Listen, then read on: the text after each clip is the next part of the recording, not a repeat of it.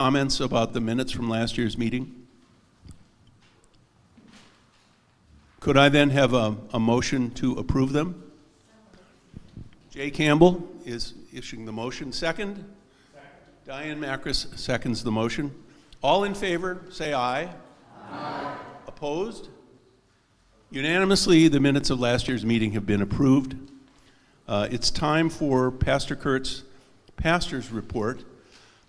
These reports are all in the document. If you've had a chance to look at them, maybe we'll just quickly go through and ask for questions. Yeah, I encourage you to just take a look at mine, which is on page, 8, 9, 11. One of those numbers.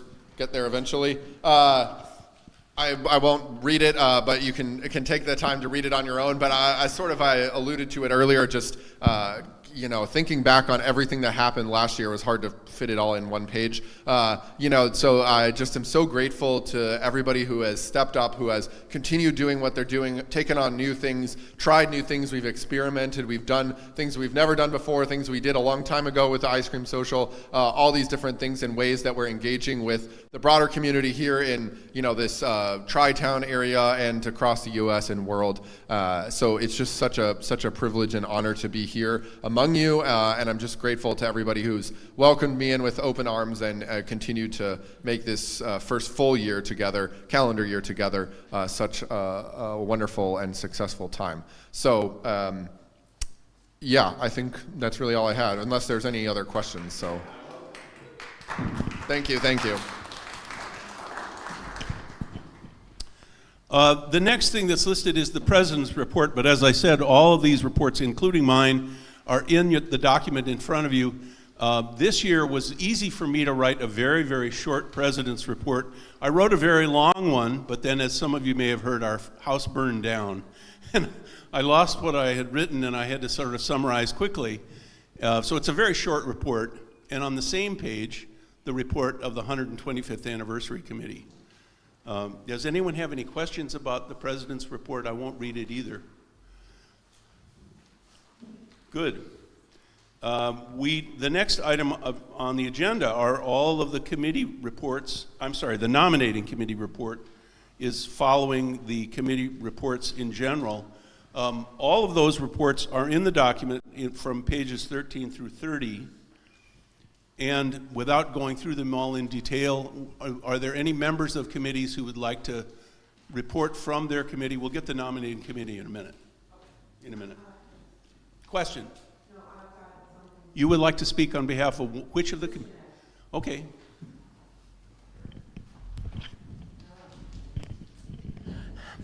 We've had a wonderful year, but the piece I want to put out as a plea to the congregation as a whole is that we've had Linda Swirling and Jason Swirling have been our confirmation leaders the past 2 years.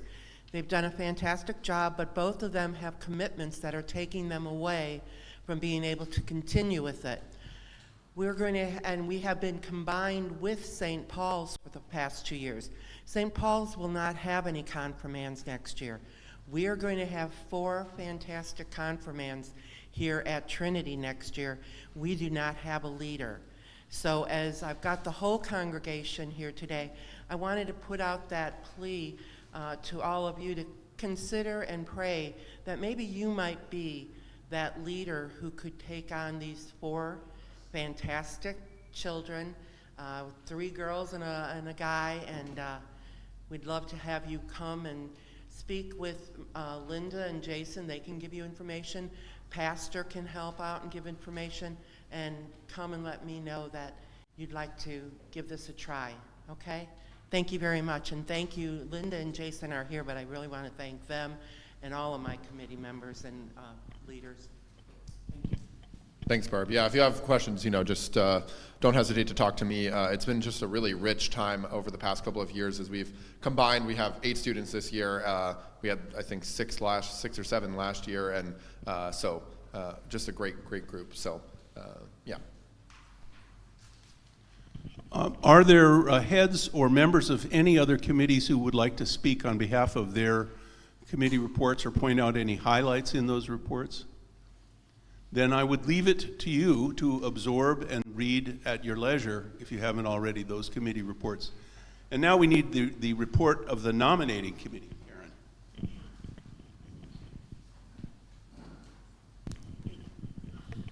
Thank you. For the nominating committee this year, first I'll start with this change. I usually read the first line of the nominating committee. I put down the members of the council instead. So the real members of the nominating committee, besides myself, were Barb Hesser, Jay Campbell, Steve Kilby, John Lundeen, Gary Bloomquist, and Pastor Kurt. Myself and Jay Campbell are ending our second 3-year term, which has brought us to this place. And together as a committee, we reached out to, and these 3 people accepted the nomination, which is Tony Gazikis, Andy Gifford, and Barb Westwater. They will all be starting a first 3-year term. Good. Could I ask those 3 people to stand and be recognized?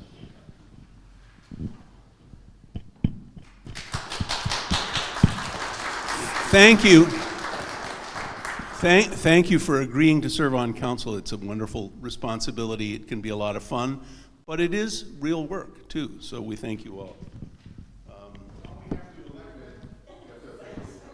They've agreed to serve. We will officially elect them, but yes, I thank them for agreeing to serve. Indeed. You've obviously been reading ahead. You know that's the next thing they have to do. So those being the 3 nominations and those nominated individuals having agreed to serve on the council, are there any other nominations from the floor?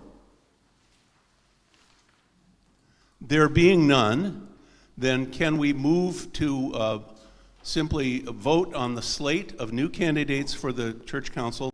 All 3 of those individuals would be elected with your vote of yes. All in favor say aye. Aye. Opposed? No. Then they are elected. Again.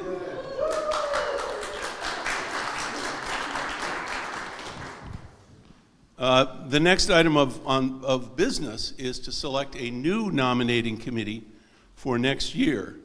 The 2 members of the council who have just left, Jay and Karen, will be on that nominating committee. And we need 4 further nominees from the floor. Who would like to self-nominate to serve on the nominating committee? John, just a correction. I think the people who are on council next year will be the 2 that will serve on the nominating committee, not Karen and Jay. Oh, I'm sorry. That's correct, yes. And do we know who those people are? I am one. You were? What?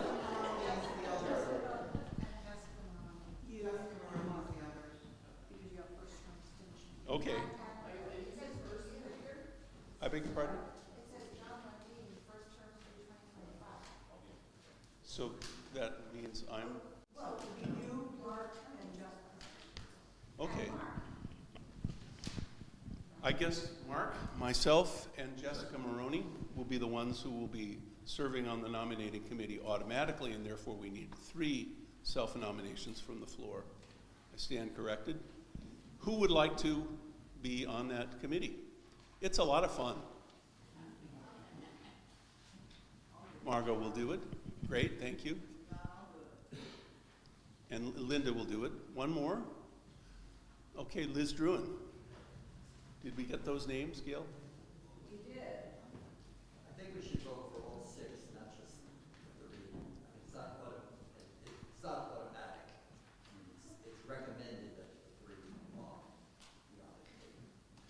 So I make a motion that the 3, so we have all the names, John Lundeen, Mark DeYoung, Jessica Maroney, Linda Rice, Margot Gifford, and Liz Druin. I make a motion that they be appointed to the nominating committee. A motion is on the floor. Is there a second? Barb seconds that motion. Yeah, question. I have a question. Looking ahead to the next year, Liz Druin will be leaving council in 26. serve on the committee for 2 years in a row.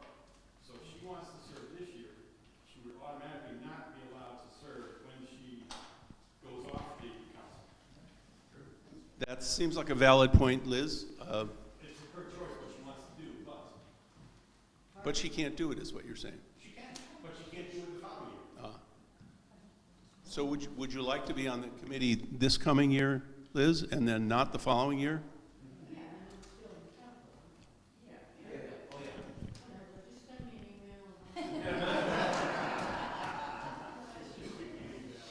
Okay, so that's agreeable. All in favor of those 6 members to be the nominating committee, say aye. Aye. Opposed? There being none, those are the 6 members. And we are now ready to have the financial statements from our financial officers. Steve? Here's the mic. Oh, official. First, I'd like to thank the finance team of Linda Rice, Ed Straight, and Jane Wonder for all the work they do putting the financials. Take care of all the finances at Trinity. Linda and Ed manage the checks and cash that are donated each week, and we're going to look at the financial secretary's report. They're responsible for that. And they deposit our weekly checks and cash in Liberty. At the end of the month, Linda puts the financial secretary report together. Jane writes the vast majority of the checks and also has taken on the role of being a point person for everything in finance right now. I'd like to thank them all for their efforts.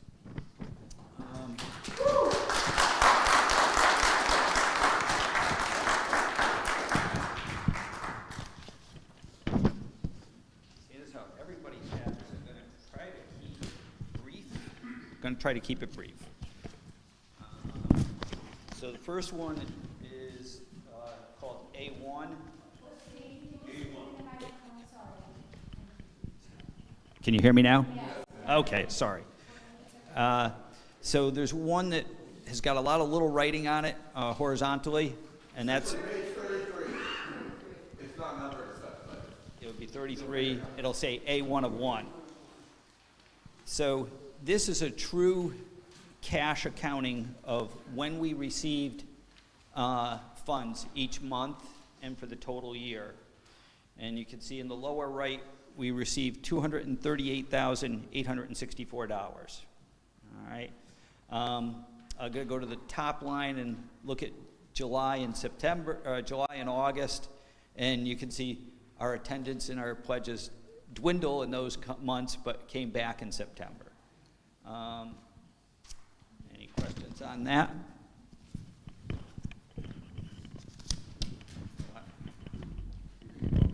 I think I'm going to do that.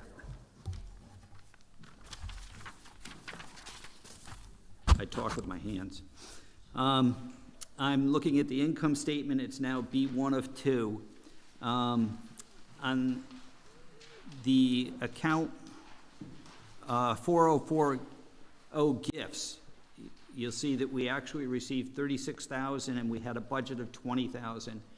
We received 2 gifts in September and October of $7,500 each, and that put us way above budget in that category, and you'll see that that flows down to the bottom line in a second. Next one's, if you look at non-pledge, 4110 and plate 4112, we well exceeded the budget on both of those. That comes, some of that is from new members and generosity around the holidays.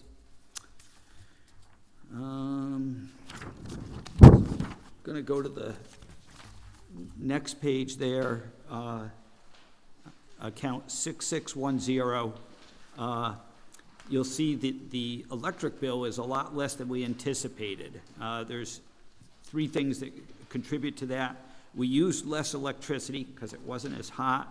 The rates came down by Eversource, and then we got a refund of sales tax that we had paid once we had the correct documents from the IRS.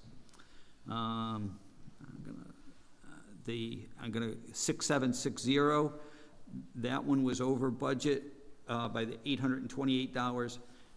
Pastor's personal computer that he had been using broke, so the church bought a laptop for him. He paid for half, we paid for the other half. I think that's that. So now looking at the very bottom line, you can see the net income is $22,583. That would be considered the profit that the church made if we were a for-profit company, but we're tax-free, so we'll just say net income. Okay, we had budgeted a loss of $9,688, so we did actually $32,271 than budgeted. Any questions on the income statement?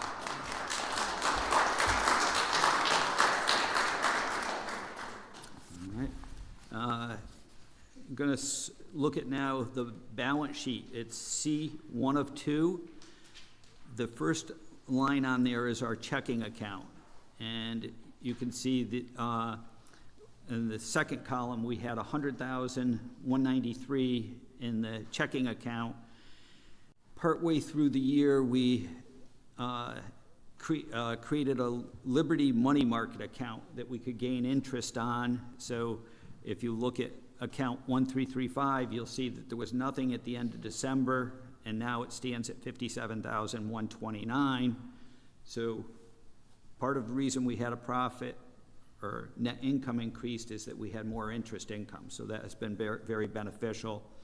And the CDs also, we had cashed some in 2023, and this year we had interest at a higher rate, so that's why those went up that $5,630. Account 1730, fixed equipment, $13,502. If you looked at Jay's report, the capital report, we put in a door, we fixed a chimney, we painted the walls, sanded the floor, put some lights in, insulation on top. So all those things are in that $13,502. So we've improved the fixed equipment of our building. Now I'm going to go down to 2510, the mortgage. The third column says $26,462. We paid that much off in principal this year. All right, so we have now a liability of that $187,748. Our mortgage is a 5-year adjustable mortgage.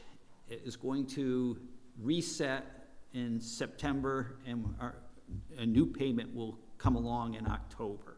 All right, we don't know yet what will happen, but with the interest rates. But if that was to happen today or last week, our mortgage payments would increase by $200. So it's nothing really large, but be aware that that will hit come this October.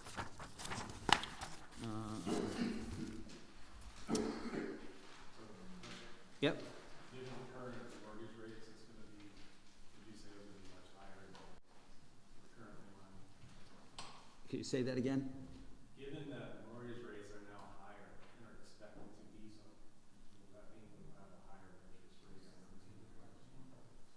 relative to what we're doing? Yeah, we will have a higher interest rate come September, October, if things don't change between now and then. So, does that answer the question? Yes, yeah, we're planning for that. Yeah, yes, yeah. It's not, I didn't plan for it in the budget because we don't know exactly what it is yet. Okay? All right. There's a new account, renamed account, 3016, God Works Our Hands. That was called Discretionary Fund Special Projects, and that is on the page 2 of 2. We changed the name to make it more identifiable with what we have going on in there. And the things that have occurred in the past there are lunches when we have God's Work Our Hand, or T-shirts and things like that for that day. Just one more, and I'll be done with this. 3220, the Memorial General Fund, the increase of the 402 was donations made in the name of Helen Whalen. All right, any questions on the balance sheet? Yep. The benevolence funds has $10,000 in it. What is that used for? The- Third reason. Yeah, what about it? What's that $10,000 for? That is used by the benevolence committee to help people in need. Now, that can be the local community. I think we did some things in the past, like with fire relief for the people in Maui. So it's just funds that we help people in need with. How do we fill that up? We do fundraisers every so often? So the main source of that is the tag sale. The tag sale, and then donations that people make. So we may say we're gonna, we'll ask the congregation to help with the disaster. Yeah, Another one that comes up is I want to have Palm Sunday breakfast. The Free will. donation table is put out and people give, and then Sunday school usually puts that towards the benevolence fund. And do you have to use that money within a certain amount of time? no. If you look, page 16, page 16 is the whole detailing of everything that, Barb, do you want to add anything?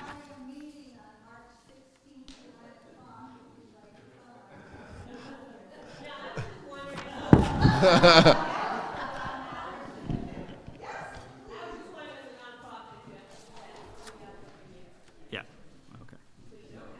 No. Yeah. Okay, any questions on the balance sheet? Okay. Do we want to vote on those, or you want me to do the budget first?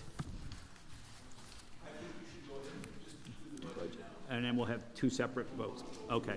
All right, so the one's labeled D1 of 2. I think one of the only ones in color is to help you follow that along. So in the green column is the proposed budget for 2025. I'll just highlight a couple of things. Pastor salary, there's an increase of $6,000. That's for the good job he's done in staying within Synod guidelines as to what pastors should be making in this area. The lines, I'm going to use the reference numbers on the right now. Lines 21 and 22, those are the benefits that we give, or we pay for pastor, and the net is a little small increase, but that's due to a rate change by the insurance company. The plan, pastor chose a more economical plan that benefits him and us, and then the increase in salary. All right. Synod mission, line 27, we're increasing our mission support by $500.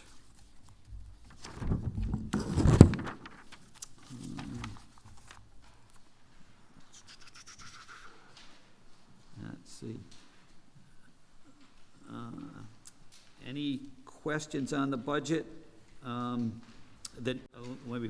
Before I ask for those, you can see the bottom line, we have a net income of $1,153. It's the first time in many years that we've had a positive bottom line, so excited about that. So are there any questions about either the financial statements, the financial report, or the budget?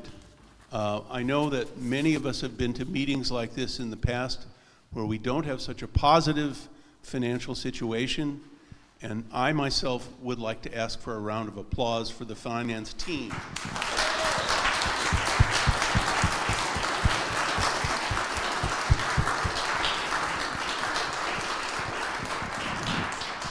And so now we'll be looking for a motion from the floor to accept the financial report as offered.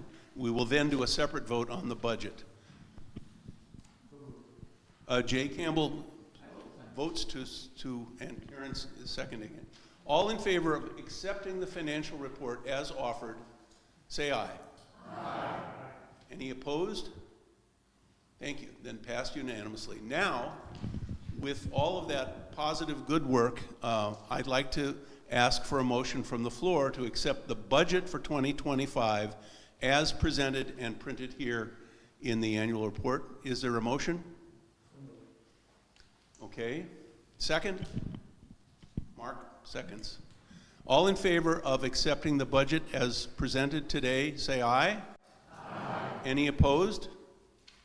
Thank you. Again, unanimously. That's a very happy outcome. Again, thank you. Can I actually say thank you on behalf of the stewardship committee for the congregation who actually increased their budget, which made a lot of this possible. So, really thank you.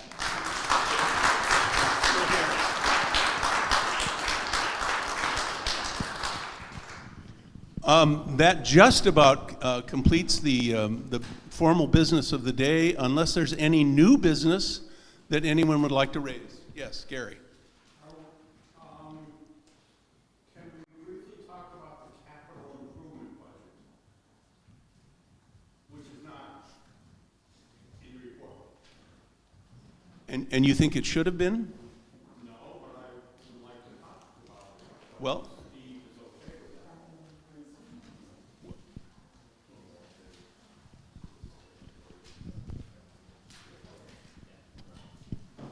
here, do you want to come up and say something about the capital improvement? Well, we have a capital improvement budget that we approved last year. We spent much of it, for the insulation and the chimney and other things like that. Page 24, if it was all. Okay. Page 24. Yeah. At our finance meeting the other night, we identified a new thing we think we need to address. Now, we have not addressed the front of the tower, which we have budgeted for, and we plan on doing it this year with the money that's in that capital. We would like to also ask for an additional $2,500 for the HVAC ducts and the installation of them downstairs. If you remember a couple years ago, we had the water flying down on the tiles, that all the tiles got stained down there. We replaced the tiles, we put insulation in those ducts, but apparently we did not go far enough, because we have other issues with the ducts in other locations downstairs. When we put the electrical, the new LED light fixtures in downstairs, the people that installed them were surprised when they got a head full of water coming down on top of them. So we need a professional HVAC company to come in and tell us what our problem is. It's in the summer with the condensation, the air conditioning, stuff like that, and how to fix it. We have not approached that company yet. We don't have an estimate, but we feel we are going to need at least $2,500. So I would like to add that to the capital improvement budget, if that's possible. I don't know whether that's really consistent with the normal procedures. Wouldn't that go to the property committee and then to the council, and then it would be in, It went to the property. and- Did we talk about it, or was it? but it hasn't gone to council from there. So I think we should defer that, and rather than having the congregation as a whole vote on it today. That should go through the normal procedures. Unless someone has a reason, strong reason. The only question would be the threshold, dollar threshold, right? Yeah, there are dollar thresholds and Yeah, what's the current threshold for capital? 4,000. Council can approve 4,000. So then you can do it within council structure, you don't need the congregation to do it. They're looking for another $2,500 over the property budget. No, it's a capital improvement item. It's not in the budget. It's not, it would not show up on that sheet, the green column and stuff like that. I would just prefer if we would take that item through the normal procedure and bring it to council before we ask the congregation as a whole to vote on it. That seems to me like the appropriate path, if you don't mind. That being the case, I think that we have reached the end of our formal agenda, unless I miss my...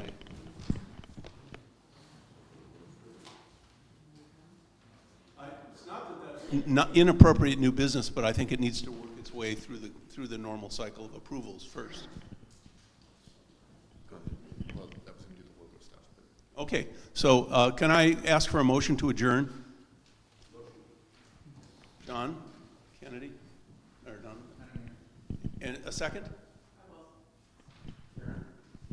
All in favor of adjournment, say aye. But don't leave. This is sort of new business. Thank you, first of all, to everybody who helped lead and make all this stuff happen. Let's give a round of applause to council and everybody else.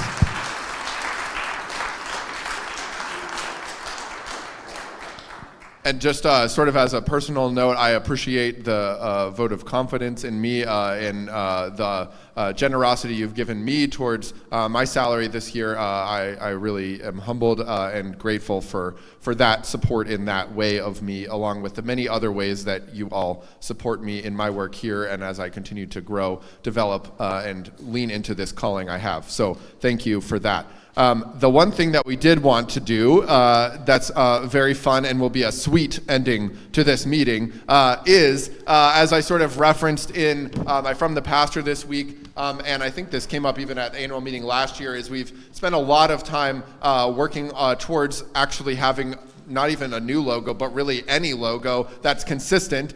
We've had a lot of icons and other things that have been used on the bulletins and website over the years. But finally, we're at a point where we can debut it. So without further ado, I'd like to call forward, much like an offering procession, but this is a little different, Mike and Diane to debut. It's also in the annual report, but you can see on a cake, which you're gonna get to take home and eat, the new logo. If you wanna stand up, you can see it.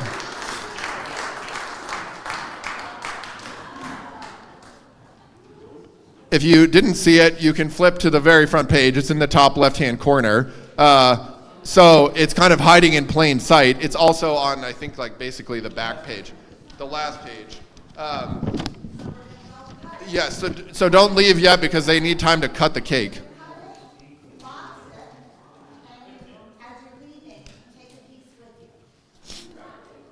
Well, hold on. Don't leave quite yet.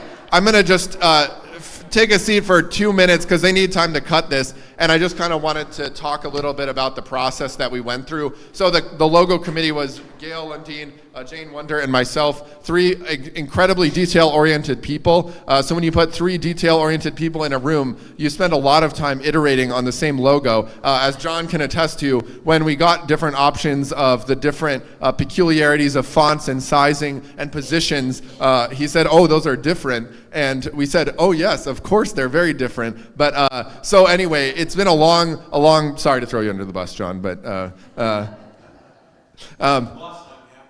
Oh, okay, thank you.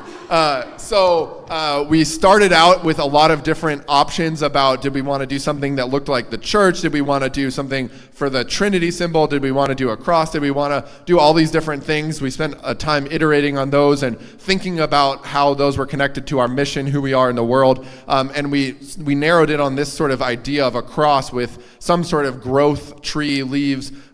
We thought about a river because we have water here. And ultimately we found something similar to this that we started to iterate upon. And so we found a similar logo that we sort of bought the rights to and then have been continuing to modify it. And we've been working with a designer who has done all of these modifications, and we're really pleased with where we ended up with. As we thought about it more, I mean, if you think about what identifies something as Christian in the world, right?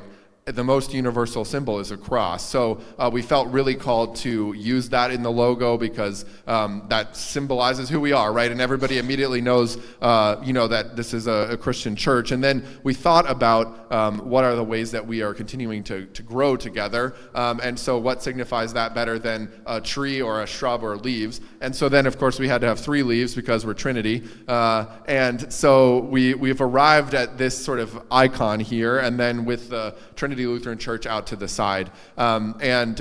So we are excited to have this final, branding, unifying look that will begin to work its way out and percolate out. But really, we finally got the logos this past week, the final versions of it. So we're really grateful for that. The last thing I will say is, as a part of this process, we looked back at the why statement that was developed as a part of the transition process, I guess almost 2-3 years ago now, prior to my arrival, and thought about, and that was a basis point for how to determine what the logo was.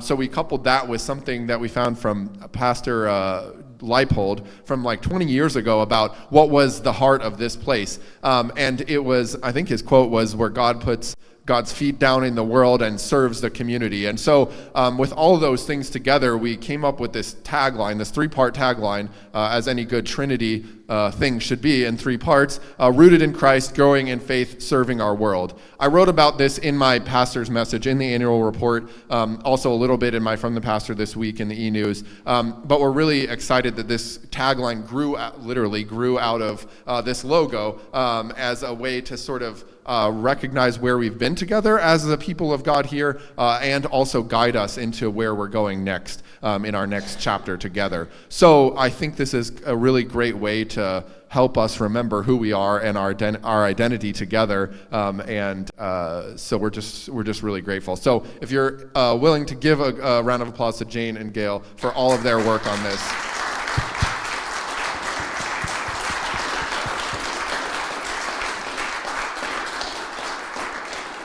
Yeah, Karen. You mentioned where the logo was found, if committees or somebody wants to put it on there. Yes, so we have it on our main shared drive now, which Jane, myself, and really we're the two that kind of maintain it. So we're going to work on getting it into like an easily accessible format for everyone, because we have all the back-end versions and all the high-res, all the things that we can use. So yes, so we'll get that out to all the council members and the committee chairs here in the next couple of weeks, so that it can be distributed and disseminated and used in the various different capacities. So yeah, we're grateful. So thanks, Karen. Any other comments, thoughts? Amazing. Well, yes. Yes, so thank you for that nice segue. So as I almost forgot, so honestly, I'm grateful the way the Spirit moves. So as a way to celebrate this, we haven't done any sort of Trinity t-shirts in a long time, and so we've contracted with a vendor, and so we've gotten quotes and all this stuff. So I've got order forms here that I maybe some would you be willing to help me pass these things out? Okay. So there's adult sizes and youth sizes on here, and they're going to be gray shirts with the logo on the front pocket and then the tagline on the back. So you'll see it. We got the mock-up version here. They're $12 a piece. If you need any sort of financial assistance, just certainly let me know. We're happy to help. And so on the bottom, there's just a name, total number of shirts that you've ordered, and just put the quantity next to each size. If you need time to think about it, it's fine. We're going to collect orders for the next couple of weeks. But so hopefully this should cover everybody's wishes and desires. But it's pretty straightforward. If you have any other questions, let me know. Yeah, Jill. Can I just say, I just wanted to notice and thank Barb for the Alter Guild team. Oh, yes. For her amazing job that she has done in providing the beautiful setups, instructions for all of us, and if you've noticed, reviews for today. Yes. I thank you for that, because